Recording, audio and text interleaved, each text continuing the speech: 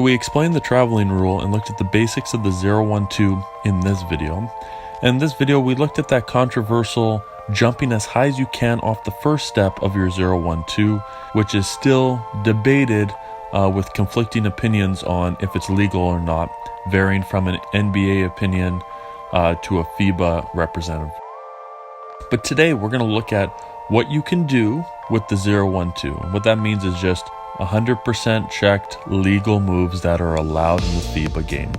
Now, what made me come across this was a Twitter account, and what made me think of this video and assembling clips for it was this account. Jared here was sharing some videos of different ways of using that 0-1-2 rule to really improve your game. And the biggest thing that was talked about is why it's important for athletes and coaches to learn the rules and go in depth with them so you can really stretch the boundaries of them. And so just looking through a couple of his posts, it's some pretty good stuff. So I do recommend him, and we're going to look at some of the videos he shared and why it is legal. With the use of the 0-1-2 and knowing the exact ruling on it, this player gets the maximum use out of the steps. They go from the 45 to the top of the key to get their step back into a shot. Usually when people shoot their step back, they're falling away from the basket. In this balance step that Jared is teaching, he teaches you to catch on balance and shoot with the momentum being up and down or towards the basket, opposed to stepping back and falling away from the hoop. So that's why the balance step, as he would call it, is so important. And his video perfectly covers it. And if you just watch the feet and the numbering, it'll tell you which ones are correct and which ones aren't.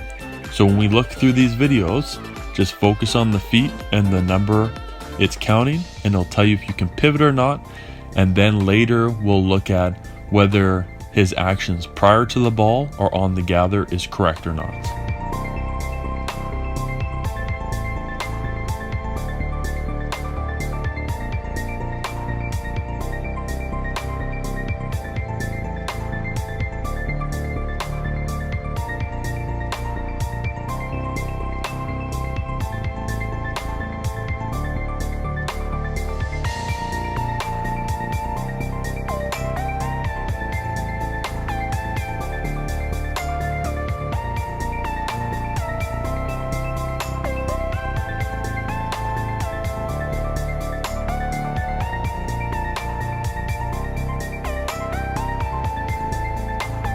Here's the rule that makes the balance step legal.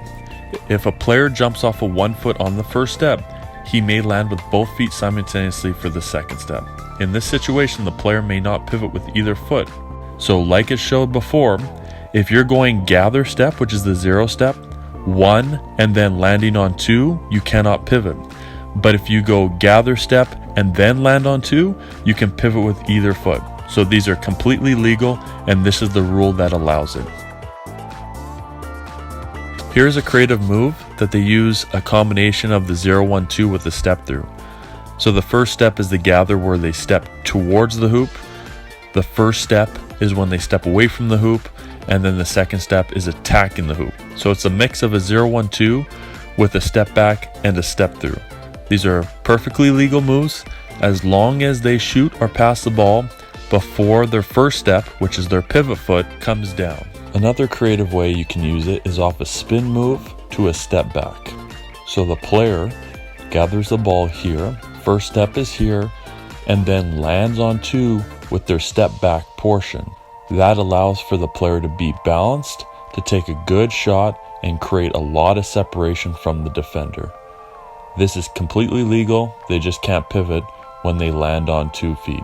The last portion we're going to look at to see if changing the cadence of a gather step is legal or illegal. Now, when you change cadence of a Euro step by slowing it down and changing direction, the reason that's not an issue is because you're using step 1 and 2. So your first step and your second step of progression, which is the same as your first step and second step of catching the ball while stationary. That's why changing the cadence of a 1-2 in your Euro step is completely fine, and there's no issue. But when you bring the gather step into it You can have a debate on legality depending on how you perceive the rule. The rules aren't written to perfection, and that's why we have interpretations. What makes us a debate? If you are in the camp of an illegal move, what you would argue is that the first step occurs when one foot or both feet touch the floor after gaining control of the ball. So when you change that cadence and stop with the ball in your hands, you turn that gather step to a first step because you're not moving anymore. You are no longer in progression. The first step occurs after gaining control. So if you stop on the gather and change that cadence, that is now your first step. And when you take that following 2 steps, now you're taking a 1, 2, 3 as opposed to a 0, 1, 2. The other interpretation that isn't really backed up by the rule is when you look at them stopping or slowing their cadence on one foot and assuming that because they stop there, they're no longer allowed the 0, 1, 2 and they'd be deemed a stationary catch, so you don't get that 0, 1, 2. But actually, when you read the rule on stationary catches, this is when you're going to prove the argument for the other side of it, saying that this move is legal. Why I say that? When you look at stationary catches, it says a player who catches the ball while standing with both feet on the floor, that the moment they lift one foot, the other one becomes a pivot foot. So their ruling of stationary catches is when both feet are on the ground. So when the person slows down their cadence on the gather step, it's only one foot on the ground. So technically they would still be in motion, even if they're slowing down to basically a stop, because that's the cadence they're working on. So this argument would be for the legality of the move, stating that both feet are not on the ground, so it's not a stationary move, so they're allowed that 0, 1, 2, and they can change the cadence. That is why it's so important to know the rules, not only as officials, but players and coaches. Knowing the extent of the 0, 1, 2 and what it allows for this balance step. This balance step that not only creates separation from your defender, but changes your step back from maybe falling off balance to being balanced.